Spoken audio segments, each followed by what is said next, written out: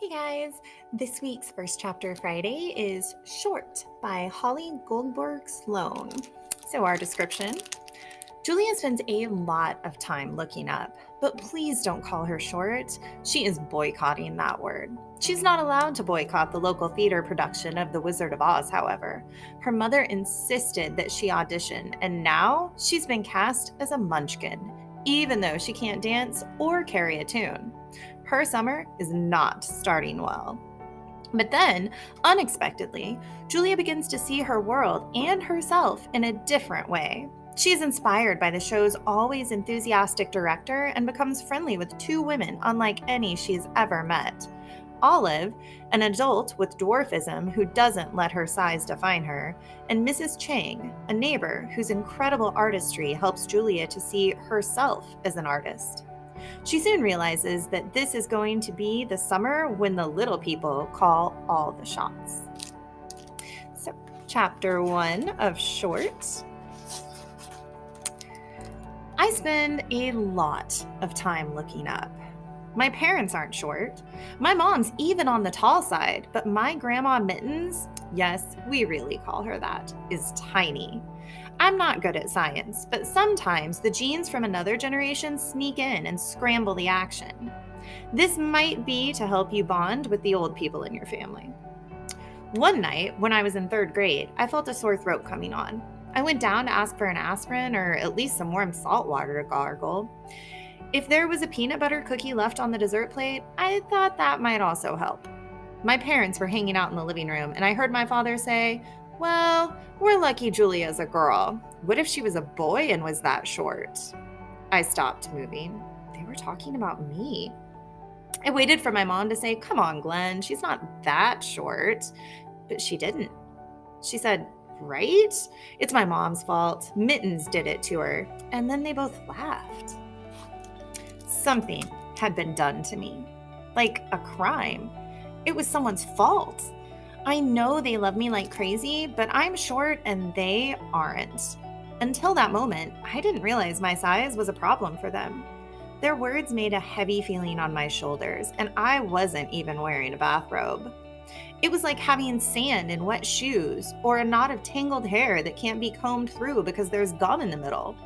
Plus, part of their statement was sexist, which is also wrong. I went back up to my room and didn't even ask for pain help. I climbed under the covers next to my dog, Ramon. He was asleep with his head on my pillow. When we first got him, he was not allowed in the bed. But rules with dogs don't count in the same way as with people. I whispered in Ramon's ear, "I am never going to say the word short out loud again." I didn't know how hard that would be. The word is everywhere. These are the facts. In school, I'm always the kid in the front row for group pictures. None of the kids, even my best friends, want me on their team when we split up for basketball. I have a good shot, but it's too easy to block. When we're on a family trip, I sit in the third seat, the one all the way in the rear. It's easier for me to curl up next to suitcases. Plus, I don't mind riding backward. I need a step stool to reach the water glass in our kitchen. And I'm still small enough to fit through the dog door at home if we accidentally get locked out, which happens more often than you'd think. Grandma Mittens calls me the family terrier. She says that terriers might be small dogs, but they are also tough.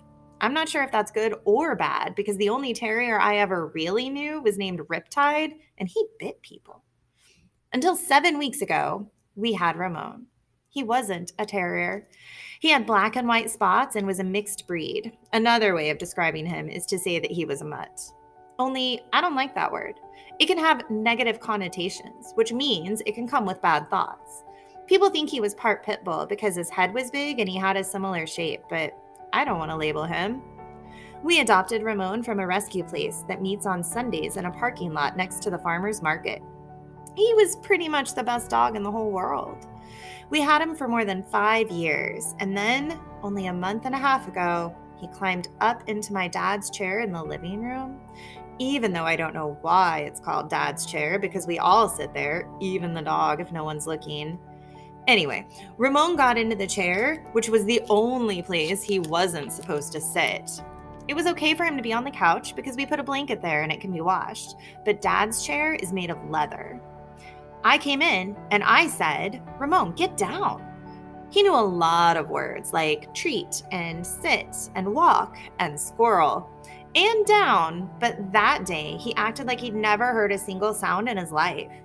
His eyes kept looking straight ahead, and then his whole body sort of snapped, like an electric shock happened. We found out later he had heart disease. What happened in the chair was because of that. Ramon died that night wrapped in my favorite green quilt at the vet's office. We don't really know how old he was because of being adopted, but what we do know is that we loved him with everything we have in us. One thing that's still happening is that I'm looking all the time for Ramon. I walk into the living room and I expect to see him on the couch or maybe in the kitchen where his favorite thing to do was sit on the little blue rug right in front of the refrigerator. Ramon's speciality was knowing how to get underfoot, but it was really that he figured out all the best places.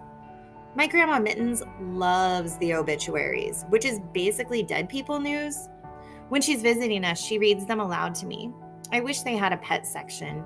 It would be filled with interesting stories like local cat dies in two-car crash, or dog was greatest beauty of her time, or maybe hamster pioneered theory on exercise. Maybe even noted goldfish leader dies under suspicious circumstances. Grandma Mittens read that headline to me when I was little, and I have never forgotten it. Only it wasn't about a goldfish. It was about a military leader in South America. I don't remember his name because I'm not that good at storing historical facts. One thing I've decided is that life is just one big, long struggle to find applause. Even when people die, they're hoping someone writes a list of accomplishments about them. Pets also like praise. Well, maybe not cats. But I know whenever I said, "Good boy Ramon," he just filled up with happiness. Ramon Marx's obituary would have read, "Best dog in the world leaves broken hearts and an empty home." Since the night of the heart attack in the leather chair, I've been trying to get over losing Ramon. My parents tell me time heals all wounds, but that's not actually true because all kinds of things aren't healed by time. An example of this would be if you break your spinal cord in two, which means you would never walk again. So I think what they mean is that one day the ache will not feel as achy. The better expression might be, time has a way of making pain hurt less. That would be more accurate, but it's not my job to fix those kinds of sayings. My school year ended 10 days ago. I don't know why the school year and the regular year don't stop and start at the same time. The new year starting on the 1st of January just seems all wrong.